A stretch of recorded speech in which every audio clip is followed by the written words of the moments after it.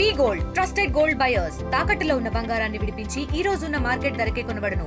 మరిన్ని వివరాలకు సంప్రదించండి 77107720. ఎస్, ప్రస్తుతం నేను ఉప్పాడ ఫిషింగ్ హార్బర్ దగ్గర ఉన్నా. గత ప్రభుత్వంలో ఈ ఫిషింగ్ హార్బర్ నిర్మాణం అయితే జరుగుతుంది. మనం చూడొచ్చు ఇక్కడ సముద్రం ఎటువంటి టఫ్లో ఉంది, ఎటువంటి పరిస్థితుల్లో ఉన్నాయో చూడొచ్చు. పూర్తిగా కూడా సముద్రపు అలలు ఏ విధంగా ఉప్పెన ఎత్తుకి వస్తున్నాయో మనం చూసే ప్రయత్నం అయితే ఇక్కడ చేస్తాం. పెద్ద ఎత్తున కూడా ఇక్కడ సముద్రపు అలలు టఫ్నెస్ పెద్ద ఎత్తున వస్తున్న పరిస్థితి అయితే మనం చూస్తున్నాం. ఎంత ఇక్కడ నిలబడడానికి కూడా వీలు లేనంత పరిస్థితి కనపడుతోంది. ఇక్కడ కంప్లీట్గా కూడా ఈ ఫిషర్ హార్బర్కి సంబంధించిన నిర్మాణం అయితే జరుగుతోంది.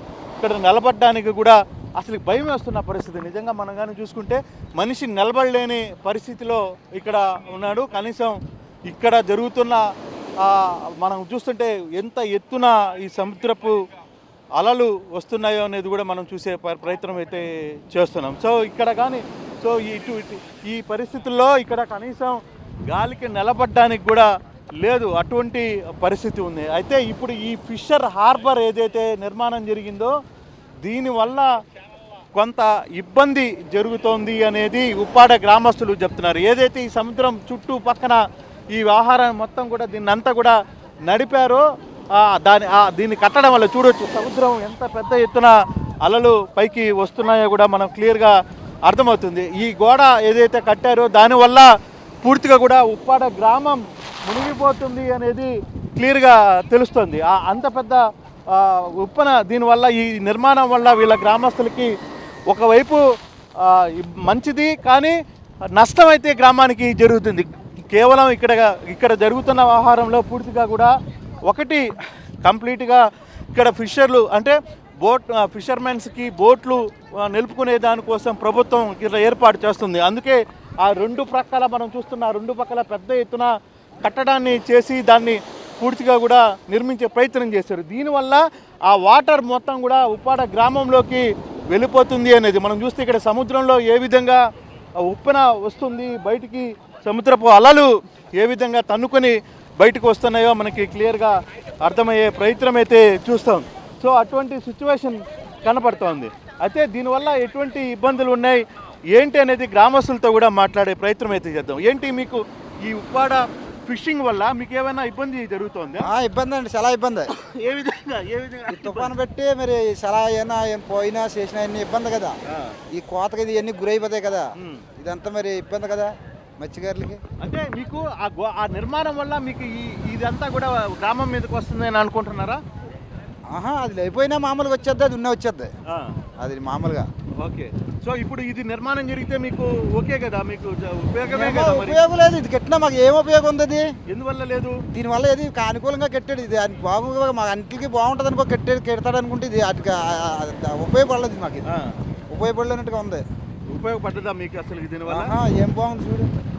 సో బేసిక్గా చూస్తే ఇక్కడ స్థానిక ఫిషర్మెన్స్ కావచ్చు వీళ్ళందరూ కూడా దీనివల్ల వస్తున్న అలలు కావచ్చు దీనివల్ల మాకు కొంత ఇబ్బందిగానే మారింది. కాకపోతే ప్రభుత్వం గతంలో ఒక యాంగిల్లో దీన్ని ఇక్కడ నిర్మిస్తే బాగుంటుంది అనేది ఆలోచనలో వచ్చేసింది. మనం కానీ చూసుకుంటే సముద్రపు అలలు ఏ విధంగా బయటికి వస్తున్నాయి చూడొచ్చు. అసలుకి సముద్రంలోనే ఒక తీవ్రత వస్తుందా లేదా అనేది కూడా మనం చూసే ప్రయత్నం అయితే చేయొచ్చు. అటువంటి ఇంపాక్ట్ సముద్రంలో నుంచి వస్తున్న పరిస్థితి మనం చూడొచ్చు. ఎటువంటి ఉప్పెనలాగా బయటికి వస్తున్న ప్రయత్నం అయితే ఈ ఫిషరీస్ బోట్ ఇక్కడ అంటే ఎక్కడైతే ఈ ఫిషరీస్ ఇది నిర్మించారో దానివల్ల మనకి కంప్లీట్గా కూడా అంటే బేసిక్గా ఈ సముద్రంలో పూర్తిగా కూడా మొత్తం చుట్టుపక్కల మొత్తం కూడా గోడ నిర్మాణం ఏదైతే చేశారో దానివల్ల ఇది కంప్లీట్గా కూడా మాకు ఇబ్బంది పరిస్థితి. దానివల్ల ఉప్పాడ గ్రామంలోకి కూడా వెళ్ళిపోతున్నారు పరిస్థితి అనేది ఇక్కడ మత్స్యకారులు చెప్తున్న పరిస్థితి. అయితే జీవికే గారు ఈ ఆహారంలో ఇప్పుడు ఇది నిర్మాణం ఒక రకంగా మీకోసమే కదా ఏర్పాటు చేసింది, మరి మా గురించి సార్ ఏర్పాటు చేసింది. కానీ ఇది కట్టిన నుంచి కూడా హార్బర్లో చాలా నష్టాలు సార్, ప్రాణ నష్టాలు జరిగాయి, బోట్ల నష్టాలు జరిగాయి, ఏర్పాటు చేశారు. ప్రాణ నష్టం జరిగిన కూడా ఏర్పాటు చేశారు. కానీ హార్బర్ ఎందుకు కట్టారో కూడా మాకు అర్థం అవ్వట్లేదు సార్. అసలు దీనివల్ల మాకు నష్టం. ఇప్పుడు హార్బర్ అనేది తుఫాన్ వచ్చేటప్పుడు కొన్ని బోట్లనే తలదూర్చుకోవాలి సార్. అలాంటిది ఇప్పుడు చూస్తే ఇలా ఉంది. తుఫాన్ ఇంకా ఎంటర్ అవ్వలేదు సార్. ఇప్పుడు గాలి ఇప్పుడు స్టార్ట్ అయింది, చూస్తే ఎలా ఉంది చూడండి సార్. అది దీన్ని కూడా ప్రభుత్వం వారు దీన్ని ముందుకు తీసుకెళ్తూ అది పవన్ కళ్యాణ్ గారు చెప్పారండి, ఇన్ని కొన్ని మార్పు చేపులు చేయాలి జరుగుతుందని చెప్పారు సార్. ఇది కంపల్సరీగా సార్ చేస్తారనుకుంటాం. కానీ ఇప్పుడు ఇప్పుడు ఒక ప్రభుత్వాన్ని హింసించినట్టు మాట్లాడలేదు సార్. కానీ గత ప్రభుత్వంలో చేసింది ప్లానింగ్ ప్రాబ్లమా ఏంటనేది తెలియదు సార్. అది సార్. సో దీనివల్ల మీ గ్రామం కూడా కొంత ఇన్ఫాక్ట్ ఆల్రెడీ చెప్తారు సార్. అంటే మనకి కొంతమంది ఏమంటారంటే చాలామంది వచ్చి దీనివల్ల అక్కడ మాయపట్నం, సూరాడపేట, జగరాజపేట, అలాగే నెంబర్ 1 గాంధీనగర్ ఉంది, అక్కడ కొంచెం ఎఫర్ట్ తగులుతుంది సార్. అలాగే పల్లిపేట కూడా చాలా ఇబ్బంది ఎదురవుతుంది సార్ దీనివల్ల దీన్ని మార్పు చేర్పులు ఏంటనేది అర్థం అవ్వట్లేదు. చూస్తే బోట్లు కూడా ఇందులో ఉన్నాయి సార్. అంటే కొద్దిగా అంత పెద్దగా రాదు తుఫాన్ అనుకుంటారు, బైక్ అయినా తుఫాన్ సార్. ఈ తుఫాన్ అయితే మాత్రం ఇంక వాళ్ళు చెప్పిన కంటే డబల్ వస్తుంది అనుకుంటున్నారు సార్. గాలి 120 చెప్పారు సార్. చూసి ఇప్పుడే చూడండి ఎలా ఉంది, చాలా ఎప్పుడైతే ఉంది సార్ ఈ గాలి అయితే. అది సార్. సో మనం కానీ చూసుకుంటే ఓవరాల్గా నిజంగానే మత్స్యకారులు చెప్తున్నట్టుగా పెద్ద ఎత్తున మనిషి ఇక్కడ నిలబడలేని పరిస్థితి. ఒకవేళ సాయంత్రానికి ఇది మరింత చూడొచ్చు, సముద్రం గాలులు ఏ విధంగా పైన పడుతున్నాయి అనేది కూడా మనకి క్లియర్గా అర్థమవుతుంది. సో ఇటువంటి సిచ్యువేషన్ ఇక్కడ ఉంది, అసలు నిలబడలేని పరిస్థితి. కనీసం గాలిలో మనం చూస్తుంటే అట్లీస్ట్ ఇక్కడున్న వానలకు కావచ్చు, లేకపోతే గాలి కూడా చూడొచ్చు. నేను గాలిలో నిలబడే ప్రయత్నం చేస్తున్నాను, కానీ గాలి ఎంత పెద్ద ఎత్తున ఇక్కడ గాలికి ముందుకు వెనక్కి నెట్టివేస్తుందో చూసే ప్రయత్నం అయితే మీరు చూడొచ్చు. కానీ ఇటువంటి సిచ్యువేషన్ ఇక్కడ కనపడుతుంది చాలా క్లియర్గా. అయితే ఈ ఫిషర్ హార్బర్ వల్ల కొంత నష్టం ఉంది, కొంత మేలు ఉందని గ్రామస్తులు అయితే చెప్తున్నారు. మాకు ఇక్కడ ఇది కానీ పర్ఫెక్ట్గా జరిగితే దాని ఇంపాక్ట్ ఒక రకంగా మాకు బోట్లు పెట్టుకోవడం దానికి వాటన్నిటికీ బాగానే ఉంటుంది. కాకపోతే ఈ గోడలు కట్టడం వల్ల దీని సముద్రం తరల నుంచి వచ్చే ఈ అలల స్పీడు గ్రామం వైపుకి రావడం వల్ల మేము గ్రామంలో పూర్తిగా కూడా మునిగిపోవాల్సిన పరిస్థితి వస్తుంది. గ్రామం అందుకే గతంలో కంటే కూడా ఎన్నో తుఫాన్లు చూసాం, కానీ ఇటువంటి తుఫాన్కి మేము చూడాల్సిన పరిస్థితి ఉంది లేదు అనేది చాలా క్లారిటీగా అర్థమవుతుంది. అటువంటి పరిస్థితుల్లోనే ఇప్పుడు మనం చూసుకుంటే కంప్లీట్గా కూడా ఎక్కడ అసలు సముద్రం తీరం, సముద్రంలో ఉన్న రాపిడి, అంటే ఇప్పుడు జరుగుతున్న ఈ గాలులకి ఈ సమయంలోనే ఇటు ఉంటే కరెక్ట్గా హిట్ అయ్యే సమయంలో ఎటువంటి పరిస్థితులు ఈ ప్రాంతంలో ఉంటాయనేది చూడాలి. నాగేశ్వరరావు గారు రండి, ఇక్కడ ఉన్న మీకు ఇప్పుడు ఈ షిప్ యార్డ్ కట్టడం వల్ల ఏంటి మీకు ఇక్కడ ఉపయోగం ఉందా లేదా? దీనివల్ల మీ ఉప్పాడ గ్రామానికి ఏం జరుగుతుంది? మాది పిడాపర్ నియోజకవర్గం అండి. డిప్యూటీ సీఎం గారు కళ్యాణ్ గారి తాలూకా మేము కొత్తపల్లి మండలం ఉప్పాడ, సూరాడపేట, నాగేశ్వరరావు కమిటీ, మత్స్యకార కమిటీ, ఫిషర్మెన్ నెంబర్. అయ్యా ఇది కట్టేటప్పుడు సగం అయిన తర్వాతను మేము అబ్జెక్షన్ పెట్టడం జరిగింది సార్. ఇది ఇలా కుదరదు, ఇది మాకు ప్రమాదం రావడానికి అవకాశం ఉంది, ఇది కుదరదు అని చెప్పేసి మరీ చెప్తే ఇది చాలా ఆలబర్లు కట్టామండి మేము అని చెప్పి వాళ్ళు అన్నారు. కుదరదండి, ఇది అవదండి, తుఫాను వస్తే పని చేయదని చెప్పాను సార్. వేళ అదే విధంగా జరుగుతున్నారు. తుఫాను వస్తే పని చేశారు. తుఫాను వస్తేనే ఆలబర్ అండి, తుఫాను వస్తే వచ్చినట్టు దిగాలి. ఆలబర్ రావాలి, ఎక్కడి నుంచి వస్తున్నాం, వరుసని వచ్చేస్తున్నాం మేము యాడ్ చేసుకోండి. దిగాలంటే మార్గం ఇది ఆలబర్లో దిగాల.